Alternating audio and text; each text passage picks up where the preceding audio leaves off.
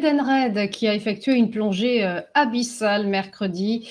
Le leader mondial des solutions de paiement dans le monde du travail a flanché de quasiment moins 11,5% suite à l'ouverture d'une enquête pour escroquerie à l'encontre de la branche italienne du groupe.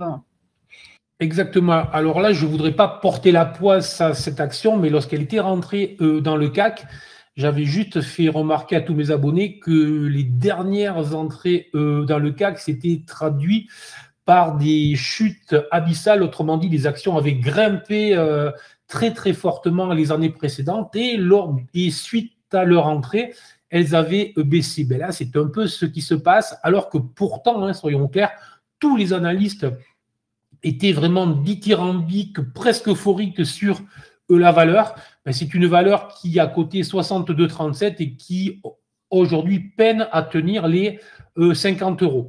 Donc ça signifie quoi? Ben, ça signifie qu'il y a eu en plus deux gros événements. Un premier événement, lorsque la ministre chargée du dossier a commencé à dire que peut-être il faudrait creuser parce qu'il y avait des problématiques sur les prix. Et là, donc en fin de semaine, on a eu une autre problématique en fait en Italie, où là, les Italiens, excusez-moi, où là, les Italiens ont relevé le fait qu'il y avait très clairement des problématiques juridiques sur le dossier. Donc Edenred reste relativement flou, ou a dit que ça ne concernait pas des sommes colossales, mais en attendant, on sait bien que dès lors que les Italiens ont potentiellement levé un lièvre, peut-être que les autorités de la concurrence des autres pays vont le faire à leur tour.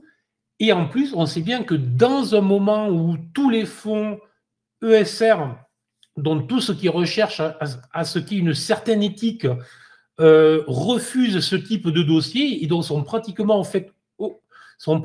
dans l'obligation de vendre. Donc, malgré le fait que la zone des 47,7, qui est une zone support qui a tenu, qui a été retestée en fin de semaine et qui pour le moment tient, donc on pourrait dire, tiens, je profite des soldes. Acheter en solde en bourse, c'est rarement une excellente idée. La réalité, c'est que personnellement, deux scandales ou deux problématiques fortes, on va dire, en moins de 6 mois sur une action qui vient de rentrer dans le CAC, j'en avais parlé là aussi, ici même, avant que ça se produise, en disant que tant qu'elle restait bloquée sous les 60 euros, je restais en fait à l'écart. Donc, je renouvelle mon conseil. J'achète pas une action qui baisse, notamment pour les problématiques qui la font chuter fortement.